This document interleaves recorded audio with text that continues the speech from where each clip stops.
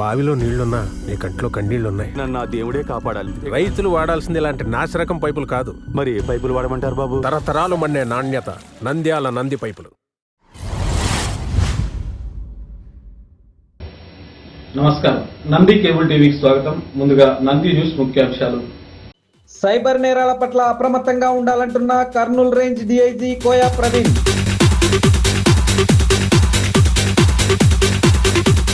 నంద్యాల పట్టణంలో ఘనంగా సిపిఐ 100వ ఆవిర్భావ దినోత్సవ వేడుకలు.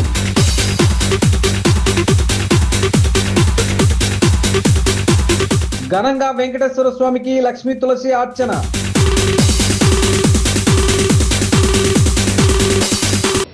సైబర్ నేరాల పట్ల ప్రజలు అప్రమత్తంగా ఉండాలని కర్నూలు రేంజ్ డిఐజీ కోయా ప్రవీణ్ తెలిపారు.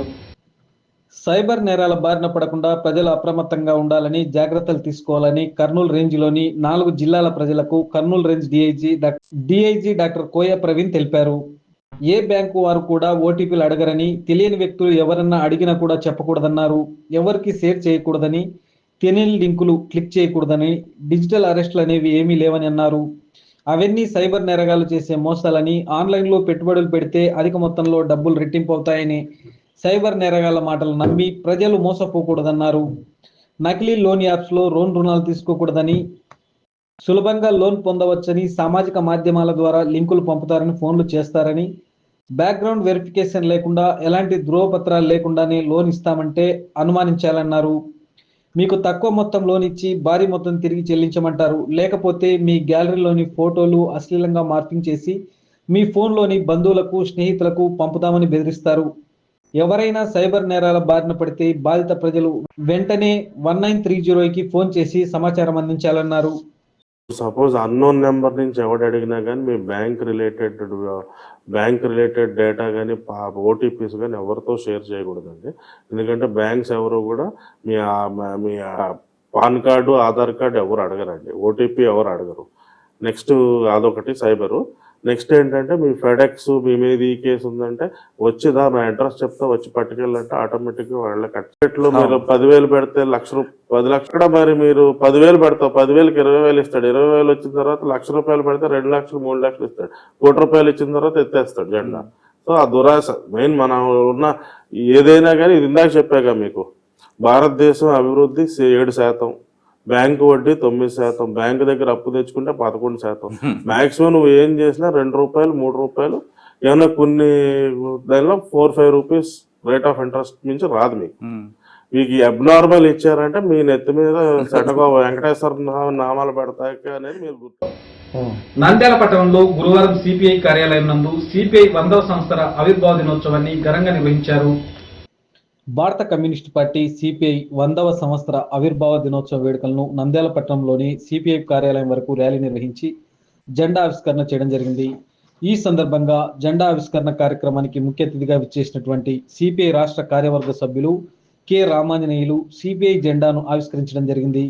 జెండా ఆవిష్కరణ అనంతరం సిపిఐ నంద్యాల జిల్లా పార్టీ కార్యాలయం నందు కేక్ కట్ చేసి సిపిఐ 100 సంవత్సరాల ఆవిర్భావ దినోత్సవాన్ని ఘనంగా నిర్వహించడం జరిగింది. ఈ కార్యక్రమం సిపిఐ నంద్యాల పట్టణ కార్యదర్శి ప్రసాద్ అధ్యక్షతన జరిగింది. సమావేశంలో సిపిఐ సీనియర్ నాయకులు పార్టీ కోసం, పార్టీ కార్యాలయం కోసం ఎంతో కృషి చేసినటువంటి సలాం ఖాన్ను సన్మానించడం జరిగింది.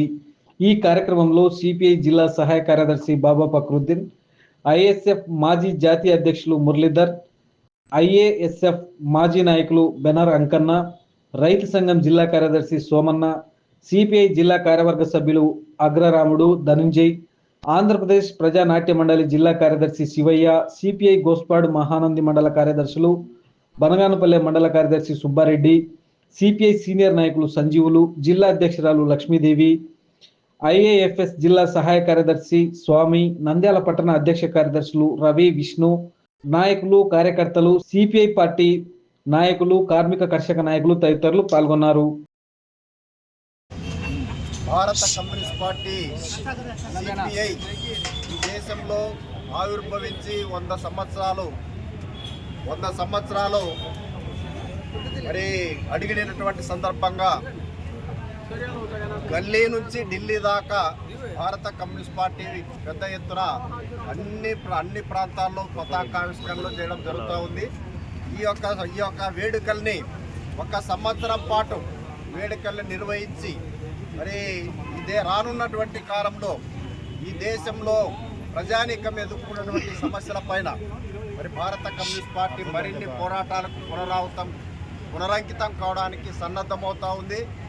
భారత స్వాతంత్ర పోరాటం జరుగుతున్నటువంటి రోజుల్లోనే మరి జాతీయోద్యమంలో భాగంగా భారత కమ్యూనిస్ట్ పార్టీ మరి బ్రిటిష్ ప్రభుత్వానికి వ్యతిరేకంగా మరి పోరాటంని నిర్వహించి ఆ రకంగా మరి మొగ్గలోనే ఈ కమ్యూనిస్ట్ పార్టీని మరి అణిచివేయాలని చెప్పేసి బ్రిటిష్ పాలకులు అనేక కుట్ర కేసులు కూడా బనాయించడం జరిగింది.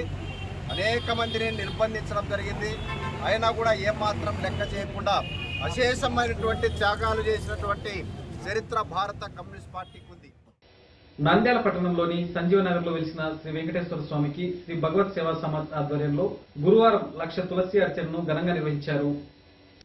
కలియుగ ప్రత్యక్ష దైవం వెంకటేశ్వర స్వామి వారికి ధనుర్మాసం మహాప్రీతికరమని, అలాగే ముఖ్య విశేష రోజుల్లో ఒకటైన ఈ రోజు స్వామివారికి అత్యంత ప్రీతికరమైన తులసితో లక్ష్మీ తులసి అర్చన, తదుపరి గోదాదేవి అమ్మవారికి అత్యంత ప్రీతికరమైన కూడాడితే నివేదన అంటే అమ్మవారికి ప్రీతికరమైన బెల్లం పాయసం నివేదన, అర్చక స్వాములు శ్రీవారి దివ్య రూపం వచ్చే విధంగా అమర్చిన విధానం భక్తులకు భక్తి పారవశ్యంతో పొంగిపోయారు.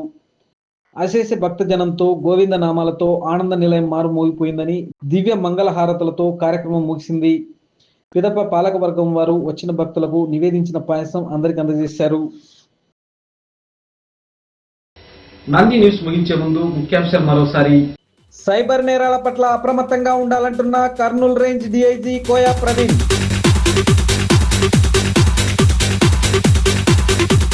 నంద్యాల పట్టణంలో ఘనంగా సిపిఐ 100వ ఆవిర్భావ దినోత్సవ వేడుకలు.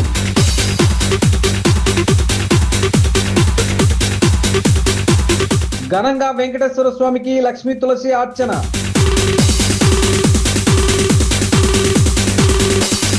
నంది న్యూస్ ఇంతటితో సమాప్తం. నమస్కారం.